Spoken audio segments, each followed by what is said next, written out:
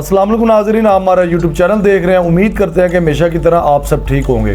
तो सबसे पहले नाज़रीन के आज मैं आपके सामने बहुत अहम ताज़ा तरीन अपडेट्स लेके हाजिर हुआ हूँ। तो उनमें से एक अपडेट तो पंजाब ग्रुप ऑफ कॉलेज के रिलेटेड है, जो कि एहतजाज जारी है और पूरे पाकिस्तान में जारी है और हुकूमत रोकने में नाकाम हो चुकी है।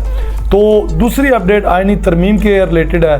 तो मेरे ख्याल में सबसे पहले आइनी तरमीम के रिलेटेड डिस्कस कर लेते हैं। नाज़रीन, अब तक हमें यही चीज़ें सुनने को मिली कि MNS को उठा लिया गया और MPS को उठा लिया गया, और जब इनको आइनी तरमीम पास करवाने के लिए तोड़ने की कोशिश की, लेकिन ये नहीं टूटे और डटे रहे। तो इसके बाद जो इन्होंने हरकत की, आप जब सुनेंगे तो मेरे ख्याल में आप लाजमी ये फैसला करेंगे कि इतनी नीच, इतनी घटिया तरीन और गिरी हुई इन्होंने हरकत की कि आप उसके बाद डेफिनेटली यही फैसला करेंगे कि भाई या इनको गोली मार दी जाए या हम खुदकशी करके मर जाए। तो लिहाजा नाज़रीन, इन्होंने अपनी हुकूमती रिसोर्सेज सारे इख्तियारात इस्तेमाल करने के बाद अरबों, 90 करोड़ रुपए, 1 अरब, 2 अरब, 3 अरब रुपए की भी ऑफरें करवाई, और जब फिर भी नहीं तोड़ सके, नहीं उनको एक काबू कर सके, तो शाह महमूद कुरैशी साहब के बेटे साहबजादे ज़ैन कुरैशी साहब को डैमेज करने के लिए, तोड़ने के लिए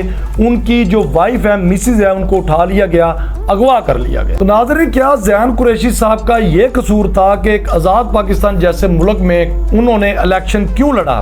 क्या उनका ये जुर्म था कि एक आज़ाद कौम सोच रखने वाली अवाम ने उनको वोट क्यों दिया?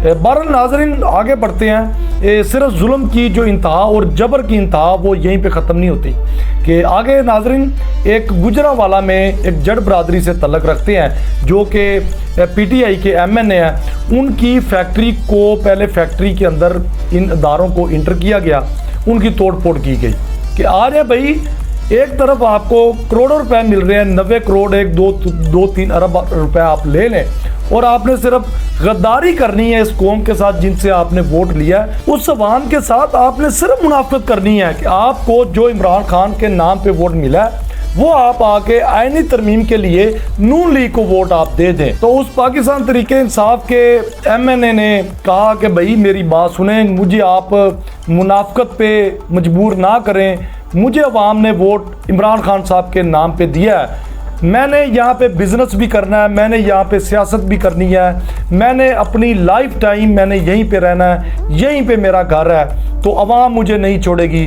अवाम मुझे माफ़ नहीं करेगी, तो लिहाजा मुझे आप गद्दारी पे, मुनाफकत पे मजबूर ना करें। तो जब उन्होंने ये सुना कि जनाब MNA साहब तो हमें ये फरमा रहे हैं, तो उसके बाद उन्होंने काफ़ी सोचने के बाद भी देखा अब हमें क्या करना चाहिए। भी 1 अरब रुपए, 90 करोड़ रुपए, 2 अरब, 3 अरब तक हमने ऑफरें करवाई, लेकिन ये बंदा टूटने का नाम नहीं ले रहा। तो उसके बाद क्या करते हैं जी कि भेजा जाता है, इन इदारों को इस्तेमाल किया जाता है, और वो जाते हैं और उनकी फैक्ट्री में घुसते हैं और वहाँ पे तोड़ फोड़ जो भी कुछ कर सकते हैं नुकसान कर दिया जाता है। और उसके बाद फिर देखते हैं कि बंदा फिर भी हिलने का नाम नहीं ले रहा, उसके बाद उनकी फैक्ट्री को सील कर दिया जाता है। और फिर जब देखते हैं कि भाई बंदा तो अभी भी डटा खड़ा है, नहीं हिल रहा, हमारे काबू में नहीं आ रहा, तो उसके बाद क्या करते हैं जी, सीलें तोड़ी जाती हैं, तालों को तोड़ा जाता है, और उनका जो फैक्ट्री में जो माल होता है, जो उनका सेल परचेज का, उनको ट्रकों पे लोड किया जाता है, और राउंड बाउंड बकौल उनके कि 13 से 14 करोड़ का माल ट्रकों पे लोड करके और बाहर जाके सेल करके माल पैसा छाप लिया जाता है। तो लिहाजा नाज़रीन, ये आइनी तरमीम पास करवाने के लिए, MNAs को, सेनेटर्स को डैमेज करने के लिए ये हरबे इस्तेमाल किए जा रहे हैं। हमारी पाकिस्तान की जो मौजूदा सूरत हाल है वो ये है। तो यहाँ पे नाज़रीन एक चीज़ मैं और आपको वाज़ह करता चलूँगा कि फिर कहते हैं जी कोई सरमायाकार नहीं आ रहा, कोई सरमायाकारी हमारे पाकिस्तान के अंदर नहीं हो रही, कोई इन्वेस्टर नहीं आ रहा। तो भाई कौन सा कोई पागल का, बेवकूफ़ का बच्चा होगा जो पाकिस्तान की इस सूरत हाल में जो आएगा और इन्वेस्टमेंट करेगा और सरमायाकारी करेगा, कि जिस बंदे को, बिजनेसमैन को पता होगा, भी पता ही ना हो कि भी किसी टाइम भी मेरी अरबों की, खरबों की इन्वेस्टमेंट उठा ली जाएगी और गवर्नमेंट अपने कब्ज़े में ले लेगी, और कोई भी अदालत नहीं होगी, किसी अदालत के पास भी इतना इख्तियारात नहीं होगा कि भाई वो इस हुकूमत को तलब करे और पूछे भी हाँ भाई ये आपने क्या हरकत की है, तो लिहाजा कोई भी इस टाइम किसी भी अदालत के पास मेरे ख्याल में इख्तियारात नहीं है कि किसी भी हुकूमत के नुमाइंदे को बुलाए और उनसे पूछे कि हाँ भाई ये आप काम गलत कर रहे हो और गलत किया और क्यों किया।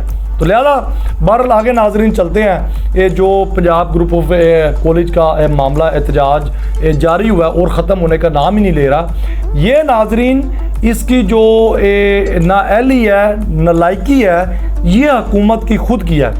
क्योंकि जब एहतजाज शुरू हुआ था तब बिल्कुल छोटा सा था, लाहौर में अंदर ये एक छोटा सा इशू बना था और हुकूमत ने एक ही काम पकड़ा हुआ है कि पंजाब पुलिस को फुल इख्तियारात इन्होंने दिए हुए हैं कि भाई, क्योंकि इनको वाज़ेह है कि इस कौम ने, हुकूमत ने हमें रिजेक्ट किया है, इस कौम ने हमें वोट नहीं दिया, हम 2 नंबर तरीके से आकर बैठे हैं। तो अब इनको यही पता कि भाई अब डंडे सोटे के साथ ही हम जितना इक़्तिदार को चला लेंगे तो उतनी देर ही हम चला सकते हैं, अदरवाइज़ हमारी गवर्नमेंट गिरा दी जाएगी।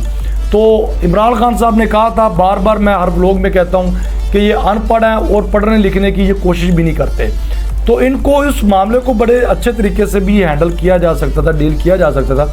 ये शुरू से कहते हैं भाई कोई मसला ही नहीं, कोई मसले वाली बात ही नहीं है। तो ये जब एक मामला छोटा सा एक बना था एक चिंगारी की तरह, तो इनको अगर ये पढ़े लिखे समझदार होते तो ये वाज़ेह कहते कि भाई, मैंने पहले भी इस टॉपिक पे व्लॉग बना चुका हूँ कि भाई जो इस मामले में इन्वॉल्व है उसके खिलाफ हम कार्रवाई करते हैं, तो मामला वहीं पे ख़त्म हो जाना था। लेकिन इन्होंने ये काम नहीं किया। इन्होंने क्या हरकत की, जो मैंने पहले कहा कि फुल इख्तियारात दी कि भाई जाओ, डंडा हाथ में पकड़ा हुआ है और जाते स्टूडेंटों के ऊपर आप बरसाने शुरू कर दो और शैलिंग शुरू कर दो। तो भाई जब इस तरह से मामले को आप स्टूडेंटों पे शैलिंग शुरू करेंगे, सोटियाँ बरसाएंगे, तो कोई भी बंदा होगा वो और ऊपर होगा, वो नीचे नहीं बैठेगा आपके डर से। वो कहेगा भी एक तो इतना बड़ा जुल्म हुआ है, ज़्यादती हुई है, और ऊपर से आपने आगे आते ही शैलिंग शुरू कर दी और डंडे बरसाने शुरू कर दे। वो फैलता फैलता पूरे पाकिस्तान में फैल चुका है और हुकूमत नाकाम हो चुकी है। और अभी भी ये लड़कों पर, स्टूडेंटों पर दहशतगर्दी की FIR पर्चे दिए जा रहे हैं और फिर ये कहें कि मामला ख़त्म क्यों नहीं हो रहा। तो भाई इस तरह मामला ख़त्म नहीं होगा, तो अब मामला ख़राब ही होगा, ख़राब ही हालात होंगे, तो इसकी ज़िम्मेदारी हुकूमत खुद है। नाज़रीन आज के लिए इतना ही था। इसी के साथ मुझे इजाज़त दें। नेक्स्ट एक अच्छी अपडेट के साथ, एक अच्छे व्लॉग के साथ हम आपको मिलेंगे। अल्लाह हाफ़िज़।